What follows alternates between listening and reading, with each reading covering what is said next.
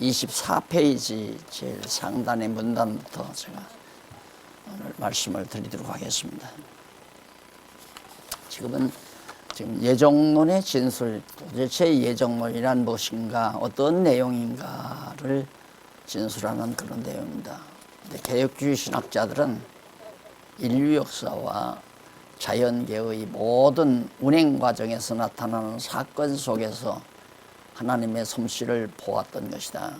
그들은 전 세계 즉 역사와 자연계를 시간 안에서 영원한 이상 즉 하나님의 작정하신 뜻이 완전히 실현된 것이라고 그렇게 보았습니다. 그러니까 자연이나 이 땅에서 일어나는 역사가 모두가 다 하나님의 섭리였다. 하나님의 계획된 섭리였다.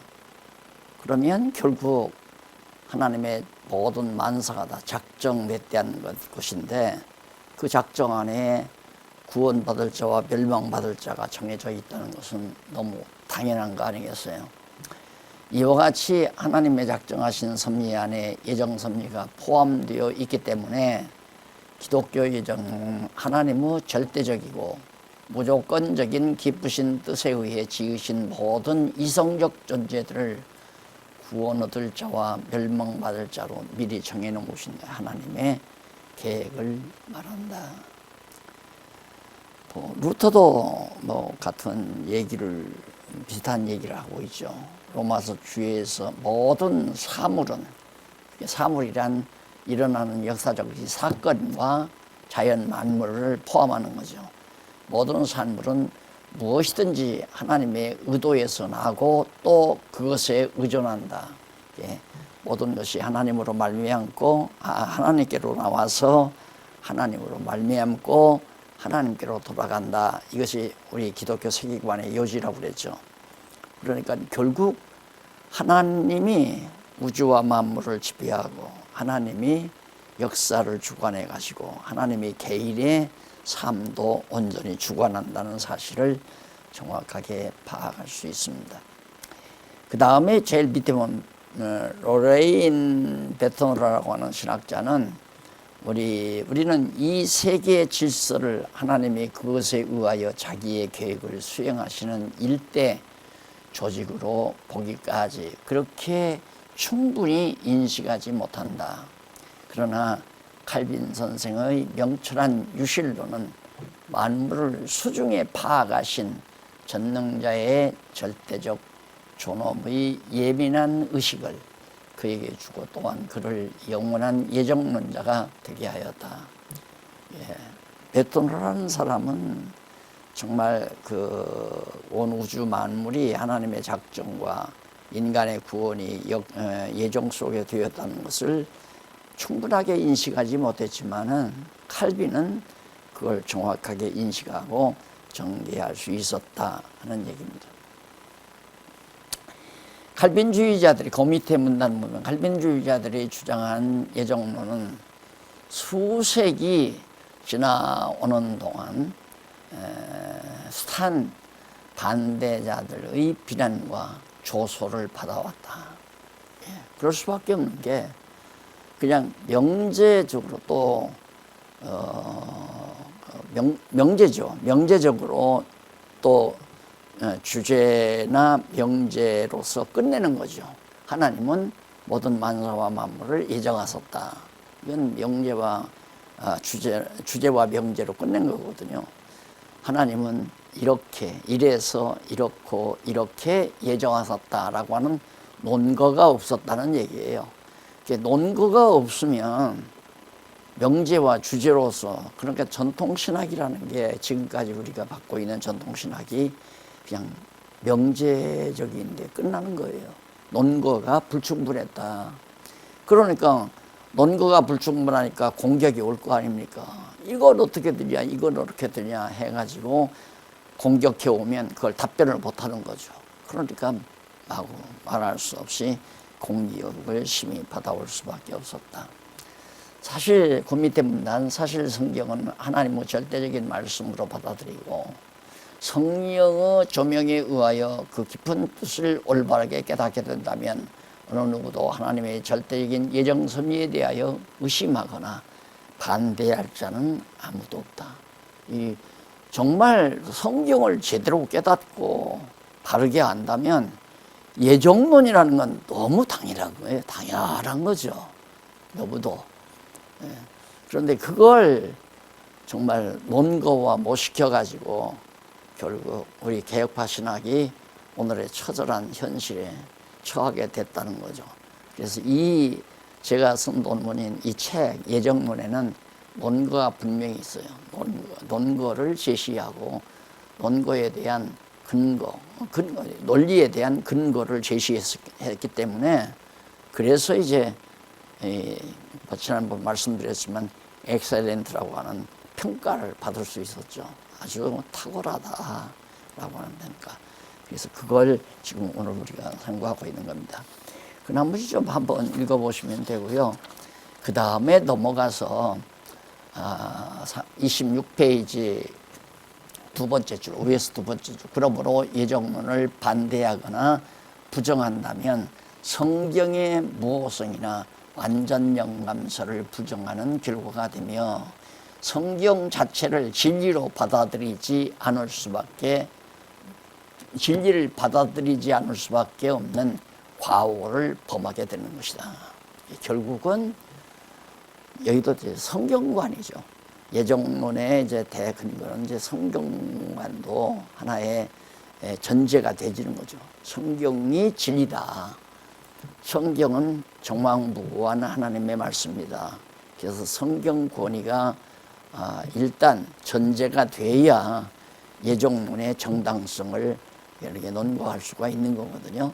그래서 이제 사실 우리 성경신학에서 성경이 말하는 하나님, 이게 이제 성경신학 아닙니까? 성경이 우리에게 가르쳐주고 있는 하나님에 관한 진리, 그게 이제 정말 성경신학이기 때문에 성경신학의 가장 중요한 근거는 성경이죠.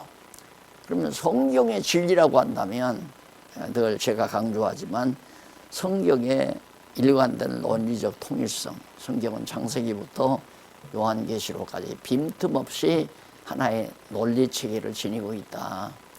단일 구조, 통일성, 논리적 일관성, 이런 것들이 진리를 논거하는 데 있어서, 그 논리를 전개하는 데 있어서 매우 중요하잖아요. 논리가 일관되지 못하다면 그건 거짓이죠. 앞에 말과 뒤에 말이 조화도 안 이루어지고 연관이 없고 배치가 된다면 그건 비진리일 수밖에 없는 거죠. 그래서 논리의 일관성을 우리가 지금 찾아서 성경 개론이나 성경 강론에서 그걸 찾았다고 하는 것은 엄청난 무기죠. 그래서 사실 이제 그 내용을 어느 장로님이 이제 그 MBC 그 사장에게 가서 설명을 하면서 MBC에서 한번 이거 좀 한번 방송을 하면 어떻겠느냐 그렇게 상의하니까 딱 듣고는 이건 기독교의 핵폭탄입니다 그랬다고 하더라고요. 기독교의 핵폭탄입니다. 그러면서 나를 한번 만나보래요. 그래서 만났더니 그 얘기를 하더라고요. 진짜 이게 정말 한번 망령만 되면 이건 기독교 핵폭탄인데, 이걸 사실 MBC의 입장에서는 그렇지 않아도 계속 MBC가 교회로부터 공격을 당하는데, 그래서 이제 PD들을 전부 모아놓고 회의를 했대요. 여차한데 이거 한번 방송 터뜨릴 거나. 그러니까 50대 50이 나왔대요. 공연이 지금도 지금 교회가 MBC를 막 그냥 못 살게 구는데 이럴 수 없다 해서 반대자가 50%, 한번 하자 하는 게 50%. 그래서 결국 못하고 말았어요. 엄기영이가 사장으로 있을 때 그랬어요. 엄기영이가. 그러니까 정말 핵폭탄이죠. 성경이 진리라고 말하는 거, 성경이 진리면 성경에 근거해서 어떤 이론도 다 정리가 되거든요. 어떤 이론도 다 나와 있으니까. 그래서 이제 성경신학이 정말 귀하다는 얘기죠. 그래서 성경신학의 대전제가 성경관 아닙니까? 성경관, 그 다음 신관. 성경관이 확립이 되니까 신관이 정확하게 되고, 신관이 정확하게 되니까 인생관이 확고하고, 인생관이 확고하니까 역사관이 분명하고, 역사관이 분명하니까 세계관이 확실하다 말입니다. 그러다 보니까 이제 가치관이라는 게 자연히 정확하고 틀림없는 하나의 가치관 형성이 가능한 것이다. 그게 이제 우리 성경신학에서 이제 구체적으로 정리하는 하나의 논리의 수순인데, 예정론 역시도 성경의 진리라고 하는 이것만 확정이 되면 예정론은 성경의 대주제예요. 따지고 보면 대주제에 가깝단 말입니다. 그래서 제2절 예정의 주체와 대상입니다. 그럼 예정은 누가 했으며 무엇을 예정했나 뭐 다 알고 있는 거지만은 예정의 주체는 물론 하나님이죠. 하나님인데 이 부분에서 제가 읽지는 않겠습니다. 이 부분에서 말하고자 하는 것은 이쪽 27페이지 두 번째 나오죠. 하나님께서 인간을 구원하시는 경륜에 있어서 사역상 삼위, 성부, 성자, 성령이죠. 삼위 각 특성이 있음을 우리는 성경에서 찾아볼 수 있어요. 그러니까 성부 하나님이 하시는 일, 성자 하나님이 하시는 일, 성령 하나님이 하시는 일. 성경신학에도 그게 나오잖아요. 성부 하나님은 구약시대에 언약을 하죠. 언약. 그리고 언약은 왜 언약하냐면 미리 다 작정이 돼 있기 때문에 언약하죠. 내가 이렇게 하겠다라고 약속하는 거니까. 그렇게 해서 이제 언약하시는 일은 주로 성부 하나님의 사역이었고요. 그 다음 언약을 성취하시는 일은 여호와 하나님이 육신을 입고 오신 메시아 성자 하나님의 사역이었단 말입니다. 와서 내가 구약의 하나님이 언약하신 여호와다, 메시아다 라고 스스로 와서 증거한 내용, 그리고 그것도 확정하기 위해서 성령을 보내가지고 우리 성도들의 심령 속에 역사하셔가지고 교회를 이루시고 그리스도의 몸된 교회를 이루어서 예수가 참 그리스도의 힘을 증거하는 일. 그러니까 성부, 성자, 성령이 하시는 일이 다 달리잖아요. 다른데 한 하나님이죠. 그러니까 공간 속에서, 시공간 속에서 역사하시는 하나님은 성부, 성자, 성령 다르게 표현이 되지만은 시간과 공간을 초월한 영원한 세계에서는 성부, 성자, 성령이 한 분이시죠. 뭐 따로따로가 아니라, 예, 성부 하나님이 언약하시고 성자 하나님이 메시아로 언약대로 그리스도로 오시고, 오신 그리스도를 증거하기 위해서 성령이 와서 주님 그리스도의 몸된 교회를 세워서 승리케 하시고, 이런 일이 하는 일이 다 다르잖아요. 그게 하나님이 하시는 일을 하나님이 메시아로 오시고, 그 하나님과 메시아의 영이, 그리스도의 영이 바로 성령인데 성령으로 우리 심령 속에 내주하셔서 그리스도의 몸된 교회를 이루고 교회로 승리케 해서 이루어 가신다. 그런 얘기를 지금 섭리해 가고 있습니다. 참 재밌는 얘기 하나, 성경 구절 하나 보십시다. 있죠. 27페이지 중간쯤 보면 각주 18번 제일 밑에 베드로전서 2장 8절이 나와요. 여기 보면 2장 8절에 보면 또한 부딪히는 돌과 거치는 반석이 되었다. 그게 뭐냐면 하나 되었다 하니라 저희가 말씀을 순종치 아니함으로 넘어지나니. 그러니까 결국은 하나님을 믿지 아니하고 복음을 전하는 말씀을 듣지 않고 그게 걷어치는 돌이 돼가지고 걷어쳐서 넘어진다 이 말이죠. 그러니까 넘어지는 사람은 결국에는 안 믿잖아요. 믿지 않는단 말입니다. 그런데 그 뒤에 바로 하는 말이 이는 저희를 이렇게 정하신 것이다. 누가? 하나님께서 그렇게 넘어져서 믿지 못하게 정해놓은 것이다. 딱 나오잖아요. 그러니까 성경의 진리라고 하는 확증만 얻으면, 성경이 이렇게 말했기 때문에 봐라, 믿는 것도 하나님께서 귀 있는 자는 들으라고 했으니까 귀가 있는 자는 듣는데 못 듣는 자는 귀가 없다는 얘기거든요. 물론 육신의 이 귀는 누구나 다 있죠. 그러나 듣는 귀, 하나님의 말씀을 들을 수 있는 귀는 정해져 있다는 얘기예요. 그러니까 정해져 있는 건 듣고 깨달아 믿고 하나님 여호와 경외할 수 있게 하나님이 하신다. 그 사람 정해져 있기 때문에 그 사람은 하나님 말씀을 전하면 듣는다. 오늘 목사님 아드님이 이렇게 보니까 참 정말 너무 귀한 일이죠. 저 젊은 나이에 지금 이게 불가능한 얘기예요. 이렇게 듣는다는 건. 근데 목사님은 아들이니까 당연히 듣지 뭐 이러지만 아니에요. 아무나 듣는 게 아니에요. 내가 많은 젊은이들을 가르쳐 봤잖아요. 많은 젊은이들을 가르쳐 놨는데 듣다가도 떨어지고 듣다가도 또 나가서 딴소리하고 다 그런 경우인데 듣는 사람이 그렇게 많지 않더라고요. 근데 바울도 그 처음에 저쪽에 그 마게도냐로 건너가 가지고 거기서 빌립보 지방에 이르러서 내가 거기를 가봤는데 조그마한 모래사장이 있더라고요. 해변가에. 그러니까 그 에게해 해변가죠. 해변가에 조그마한 게 모래사장이 있는데 바울이 거기 아무도 아는 사람이 없으니까 거기서 이제 산책을 한 거예요. 그 모래사장을 산책을 하는데 그 여자들이 한 너댓 명이 나와서 또 같이 산책을 하더래요. 그래서 그 사람들을 모아놓고 그 모래사장에 둘러앉아서 성경을 가르친 거예요. 그런데 그거 너댓 사람 가운데 다 못 알아듣고 바로 자주장사 여인만 한 사람이 딱 알아들었잖아요. 그래서 그 사람이 사실은 그 그리스 일대에 선교하는 선교 단체의 하나 이사장 역할을 했죠. 바울을 자기 집으로 모시고 이제 선교할 수 있는 여기저기 나가서 선교하도록 그렇게 뒷바라지를 했으니까 이사장이랑 똑같잖아요. 그러니까 이 말씀을 깨닫는 것이 아무에게나 허락이 안 됐거든요. 들으면 도리어 화를 내고 나가요.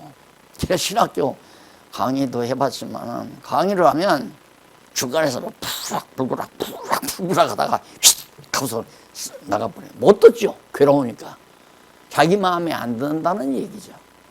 그러니까 이게 듣는 것이 사람의 뜻대로 듣고 안 듣고가 아니라 하나님께서 못 듣도록 거치는 도를 줘가지고 넘어지기로. 왜? 그렇게 하나님이 정했기 때문에 넘어진다. 가룟 유다도 예수 팔도록 정해놨잖아요.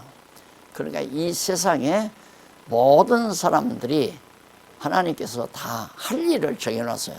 도둑질할 사람도, 강도질할 사람도, 전쟁 일으킬 푸틴 같은 사람도, 3차 대전, 2차 대전, 1차 대전 원인도 또 하나님이다. 그렇게 정해서 그 일을 시킨 거죠. 그래서 이런 역사를 진행되게 만들어 가지고 여호와 하나님의 전능하신 능력을 깨달아 알도록. 그래서 제가 이걸 하는 얘기지만 성경은 원전이에요. 원전. 성경은 그 역사 상황을 모든 상황을 해석할 수 있는 해석 내용이 담겨진 것이 성경이고, 일반 역사는 역사 해석이 없어요. 역사적인 사건만 있지. 몇 년 뒤에 누가 어떻게 했다. 그 역사 해석은 없단 말입니다. 그러니까 성경을 통해서 역사 해석을 하게 되면 아까 말했듯이 나를 알게 되면 그 다음에 역사관이 설정이 된다. 역사를 볼 수 있는 눈이 열리게 된다. 이런 얘기인데, 진짜 어제도 저 이천 가서 좀 한 얘기지만 세상이 참 지금 험난하잖아요. 참 내 생애에 가장 위태로운 것 같아. 내 일생에. 내가 이제 그 외정도 겪고 6.25 동란도 겪었는데 전쟁 겪었잖아요, 실제. 근데 전쟁 6.25 동란은 그때 많은 유엔군들이 우리를 막 하니까 소망이 있었어요. 이긴다는 소망이. 그래서 결국에 휴전이 돼가지고 이렇게 지났고, 외정시대는 내가 어렸기 때문에 그 심각성을 잘 몰랐고요. 당연히 그렇게 강대한 나라가 지배하면서 살아야 되는가 보다 이렇게 생각을 했고, 근데 그 뒤로 몇십 년 동안 피난했는데 저기 푸틴이 전쟁을 일으키고 그거에 의해서 지금 가스관 폭발을 해가지고 유럽이 다 잘못하면 올 겨울에 동태가 될 입장이고, 이걸 그냥 말 수는 없잖아요.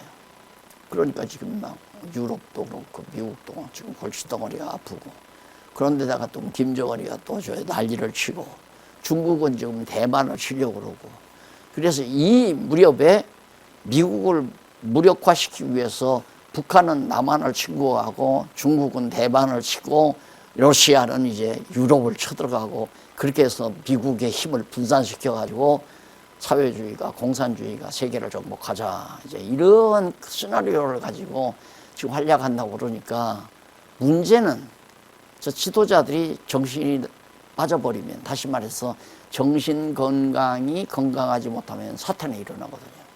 단추 하나 만들면 끝나잖아요. 그러니까 뭐 오늘 아침 뉴스 보니까 미국 대통령이 죽은 사람 이름을 부르면서 허둥지둥했다고. 그래서 지금 온 세계가 지금 불안해하고 있잖아요. 대통령, 미국 대통령이 보당 누르면 핵전쟁이 일어나는데, 내가 왜 이런 얘기를 하냐면, 이 역사를 어떻게 볼 것인가 이거죠. 이 현실 역사를 어떻게 볼 것인가. 성경은 왜 이런 일을 일으키는가, 이런 일을 일으키게 되는 이유가 뭔가.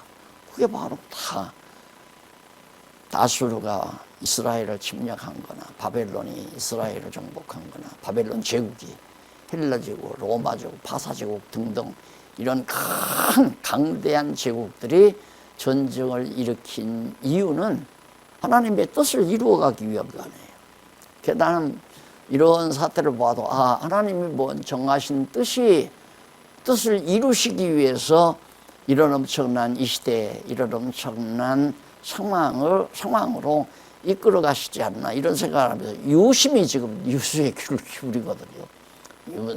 왜? 그건 다른 거 아니에요.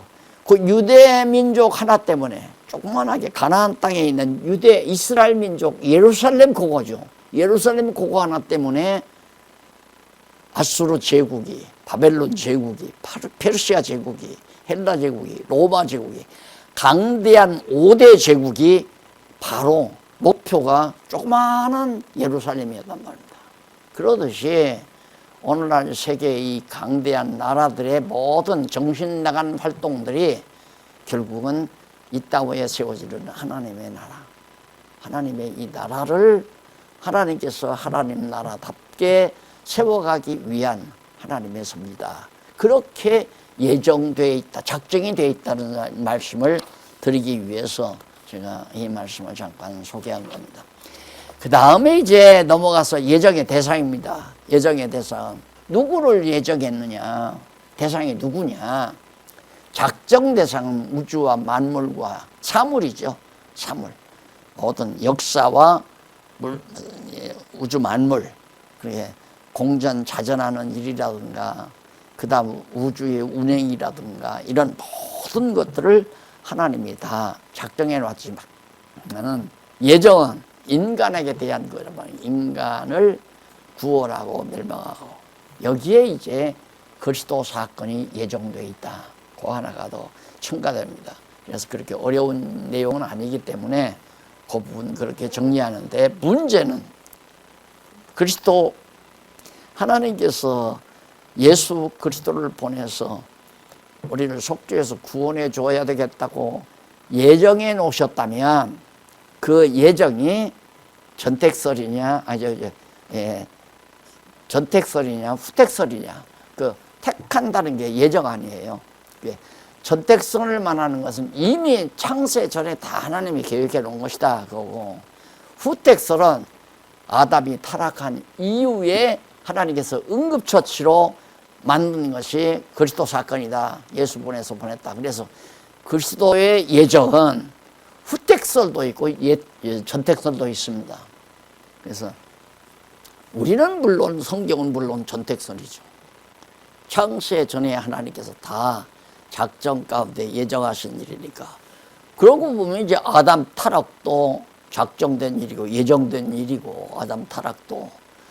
그래서 결국은 이것이 하나님의 모든 계획이. 근데 왜 그렇게 했느냐, 그걸 대답을 못한 거예요. 과거에 신학자들이 논거를 제시하지 못했다 이거예요. 그래서 그때 이제 교리적으로 그 회의를 할 때 전택설과 후택설, 칼빈의 5대 교리를 이제 정리를 할 때, 회의를 할 때 회장은 전택설주의자였어요.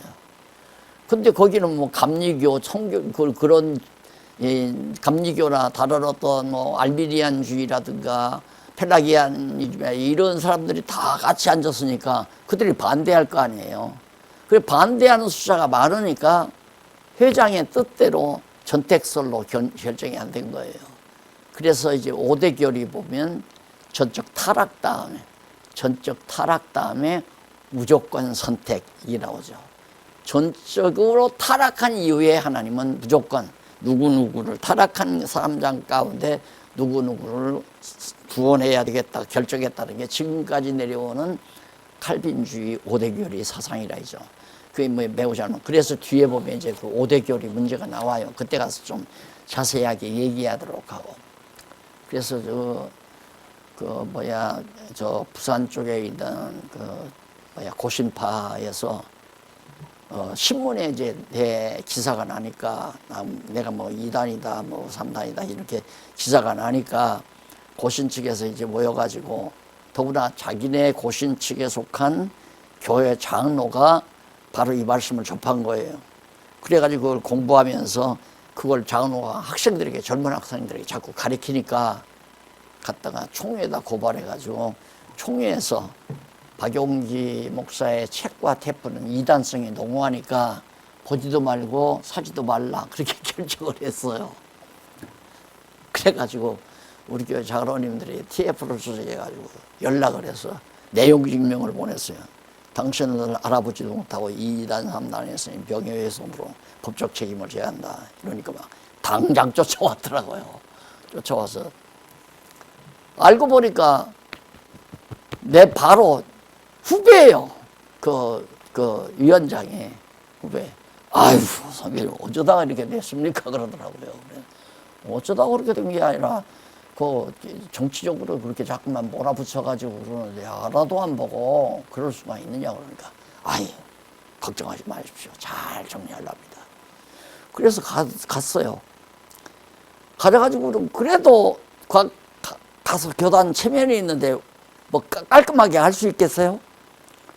그 다음에 저 통합 측에서 또 은퇴할 무렵에 또 날 찝쩍대가지고 날 들어오라고 했어요. 뭐 거의 호텔에서 딱 자리 져가고 나오라 이거예요. 한번 내 얘기를 들어보겠다. 가서 얘기하다가 보니까 또 내 후배라.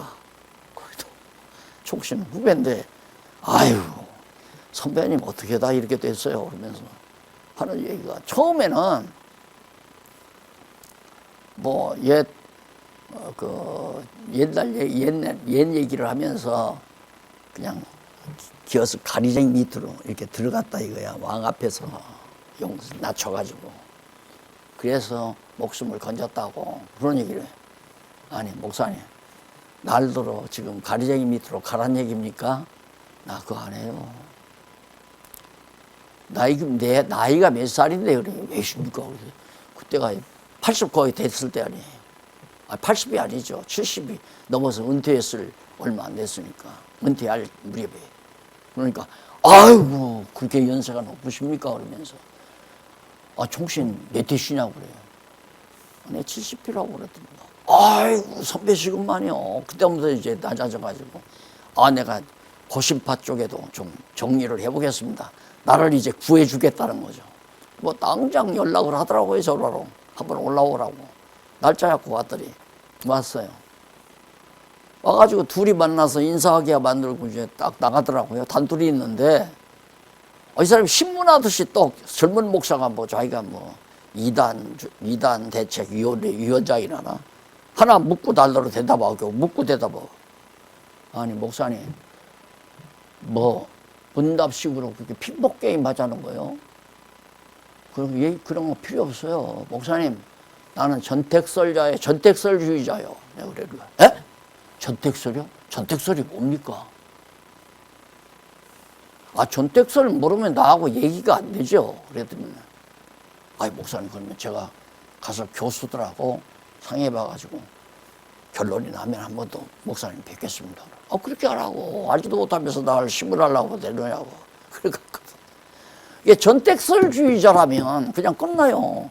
창세 전에, 성경에도 창세 전에 하나님께서 다 작정하셨다. 이거 에베소서에 다 나오는데. 얘기죠. 그 얘기예요. 그러니까 왜 전택서를 말 못하느냐면, 전택서를 얘기하다 보면 하나님이 타락시켰다. 그럼 죄책이 하나님께 돌아간다는 얘기거든요. 그것 때문에 논거를 못하는 거예요. 그래서 후택서를 얘기하려고. 그러면 후택서이면 하나님은 인간이 하는 대로 뒤따라서 뒤처리하는 분이냐. 그래도 그게 인간들에게는 보편적으로 잘 받아들여지니까. 인간들이. 그게 아담이 정말 하나님 말씀 잘 순종하고 범죄 안 했으면 타락 안 했을 거고, 안 했으면 후택설도 없었을 거 아니냐. 그러니까 인간이 다 책임이 있는 거다. 그럼 인간이 책임이 있으면 하나님은 뭘 책임지느냐 이거죠. 그러면 이게 이제 논거가 이제 안 되는 거예요. 그러니까 이게 성경을 통해서 결국 성경신학처럼 하나님 당신을 계시하기 위해서, 그러니까 이번에 학술대회 때 박홍기 교수가 이제 하나님 여호와 계시 중심의 죄관, 이게 파르트가 죄관이 이제 그리스도 중심의 죄관으로 얘기를 하잖아요. 그것도 후택설에 가까운 거죠. 그런 논리라면. 그러니까 하나님께로 신관으로 못 올라가는 거예요. 그러다 보니까 죄관의 위치가, 논리적 논거의 위치가 잘못됐다. 이제 그거죠. 그렇게 비판을 한 거예요. 그래서 그걸로 지금 박사학위 받은 거 아니에요. 박홍기 교수가. 그래서 그 박사학위 내용을 좀 이제 발표문으로 만들어서 이번에 발표를 한 건데, 우리 성경신학은 완전히 하나님이 당신을 계시하기 위해서 그의 전능성과 주권성과 신실성과 자비성과 영원성을 계시하기 위해서 하나님이 창세 전에 다 작정하신 뜻대로 인간이 범죄하고 타락해서 하나님의 정하신 뜻대로 쫓겨나고, 그 쫓겨난 인간을 위해서 정하신 뜻대로 메시아 보내기로, 창세전에 정하신 뜻대로 메시아 보내기로 했고, 보내서 구속하심으로 하나님의 사랑을 계시하고, 뭐 이런 게 이제 다 처음에 첫날 내가 강의하는 게 다 드러나는 거죠. 깔끔하잖아요, 아주 논거가. 그래서 그 대상에 있어 그리스도 문제가 가장 이제 매우 중요하다. 그래서 여기 30페이지의 두 번째 문단에 다음은 인간의 몸을 입고 오신 예수 그리스도가 하나님의 예정의 대상에 들어가는가 하는 문제이다. 그 문제를 지금 설명한 겁니다. 그 다음에 이제 31페이지 두 번째 문단에 보면 여기에 있어서 예정의 성격이 우리와 같은 것일까 하는 문제가 또 발생한다. 우리와 같은 그런 예정인가.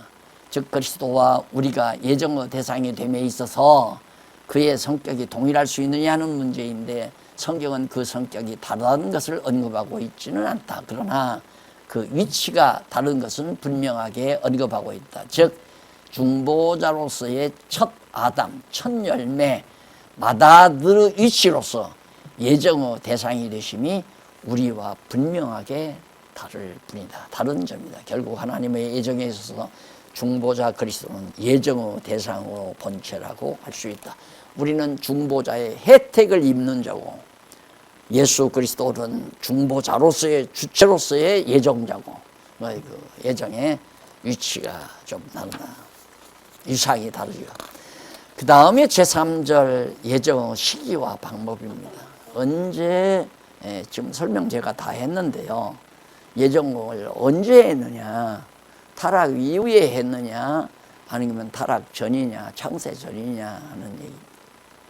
그 내용은 서문 좀 잠깐 보면 하나님께서 예정에 대한 사역을 언제 어떠한 방법으로 하셨는가 하는 문제들은 예정론을 이해하는 데 있어서 매우 중요한 의미를 가지고 있다. 그래서 본절에서는 그 시기와 방법을 따로 구분해서 상수를 하기로 하겠다. 시기와 방법을 따로 구분해서 시기와 방법. 예정의 시기 해가지고 언제 여기서 문제는 선택과 유기의 섭리들을 선택과 유기는 예정의 구체적인 방법이니까요. 선택으로 예정하고 버리기로, 유기는 버린다는 얘기 아니에요. 그러니까 선택은 취한다는 거고, 취하고 버리는 것.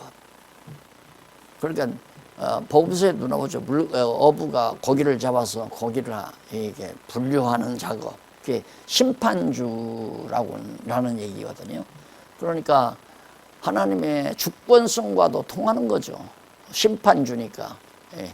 내가 취하고 버리고. 과일도 따면 버리는 것도 있고 취하는 것도 주인이 있듯이 그게 이렇게 다 주권성을 가지고 하나님이 취하고 버리고 한다. 그런 얘기인데, 문제가 되고 있는 시기는 시간을 기초한 시기를 말하는 것이 아니라 사건을 기초로 한 시기를 말하는 것이며, 하나님의 작정 섭리 과정에 있어서의 사건의 순서에 관한 것이다. 즉, 그 시기가 하나님께서 인간의 타락을 예정하시기 전인가, 아니면 인간의 타락을 예정하신 후인가 하는 문제이다. 그게 전택설, 후택설 여기 나오잖아요. 그러니까 예정론에 대해서 진술을 한 다음에 예정론에 대한 진술이 지금 나오잖아요. 의와 개념하고, 그 다음 이제 예정의 주체와 대상, 그 다음 예정의 시기와 방법, 이게 이제 예정론의 진술 내용에 다 들어가는 거거든요.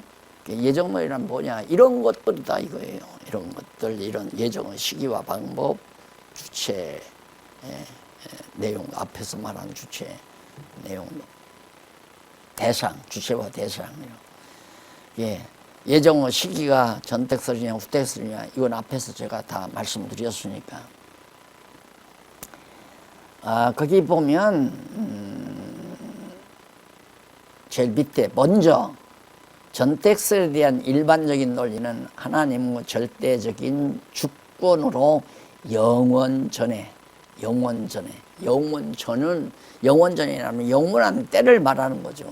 영원전에 인간 창조를 계획하실 때에, 작정하실 때에, 계획하실 때에 구원시킬 자와 멸망시킬 자를 먼저 예정하시고, 다음으로 인간의 타락을 허용하실 것을 하나님께서 예정하셨다고 하는 그런 주장입니다.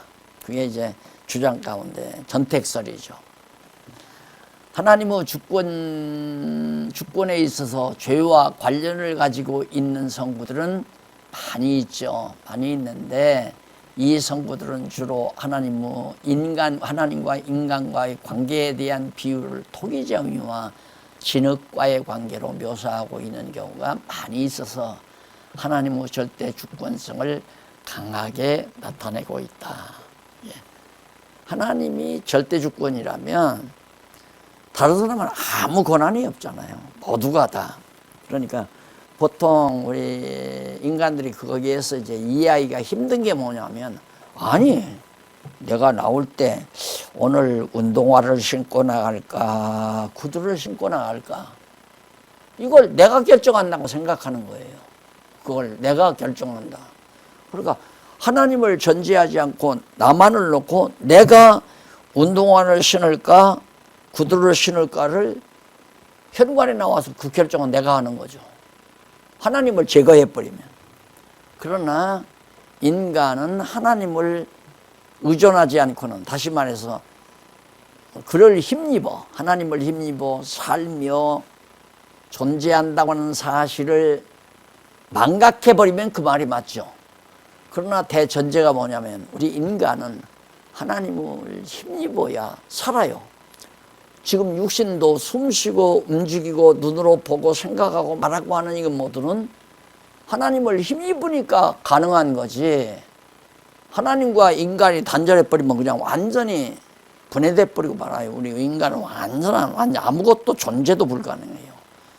그러니까 우주 만물에게 존재한다는 것 자체도 전능하신 주권자이신 하나님이 생명의 능력으로 우주와 만물을 다 다스려 가기 때문에 우주가 존재하는 거고 우주의 천체가 존재하는 거고 또한 태양계가 존재하는 거고 태양계 안에 지구가 존재하는 거고 지구 안에 생명체로서 인간이 살아서 존재하고 움직이고 지금이라도 하나님께서 우리의 생명 딱 꺼둬버리면 그냥 완전히 물질로 돼버리잖아요. 호흡도 없고 움직이지도 못하고 조금 시간이 경과되면 썩어버리고 썩어서 부패하면 그냥 완전히 불에 돼버리고 이게 이제 하나님의 생명의 능력의 작용이거든요. 그러면 하나님의 생명의 능력이 이 방 안에는 역사하는데 저 바깥은 이 건물 밖에는 역사하지 않나.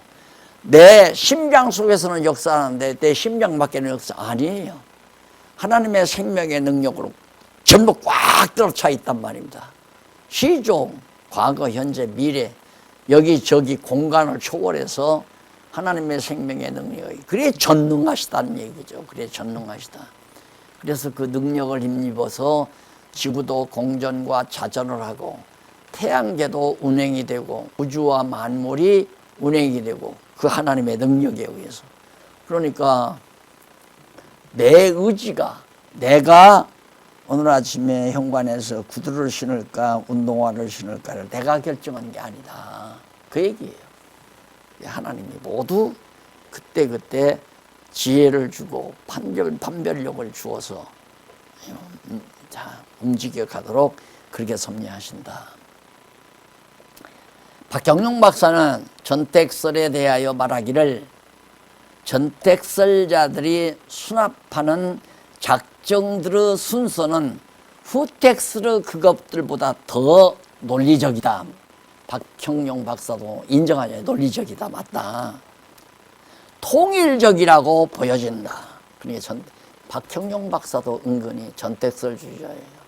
교리적으로는 후택설이지만은 매우 좋게 이 설은 구경 목적, 궁극적인 목적이라는 얘기죠. 구경 목적과 중간 방편들 사이에 합리적인 순서가 있음을 명백히 보여준다고 하면서 계속해서 천사들에 관한 예정의 유추는 전택설의 입장에 찬성하는 듯 하면 그 예정은 오직 전택설적으로만 생각될 수 있기 때문이다. 우리가 예정의 대상이 인간, 천사, 예수 그리스도 이게 예정의 대상.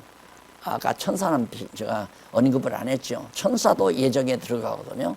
이게 악한 천사, 선한 천사. 그러니까 악한 천사는 마귀의 종들이죠. 마귀의 종들. 선한 천사는 이제 하나님의 사역자들이지만. 그러면서 계속해서 천사들에 관한 예정의 유추는 전택설의 입장에 찬성하는 듯하면 그 예정은 오직 전택설적으로만 생각될 수 있기 때문이다. 천사 예정은 전택설로만 천사가 타락한 적은 없잖아요. 나중에 이 세상에서 뭐 이사야가 말할 때 천사가 타락해서 마귀가 됐다 이렇게 얘기했는데 그건 천사가 타락해서 마귀가 된 게 아니라 바로 계명성이라고 하니까 그걸 천사로 하겠지만 그 당시에는 바로 이제 바벨론이 타락해서 결국 이제 망하게 될 것을 말한 얘기거든요.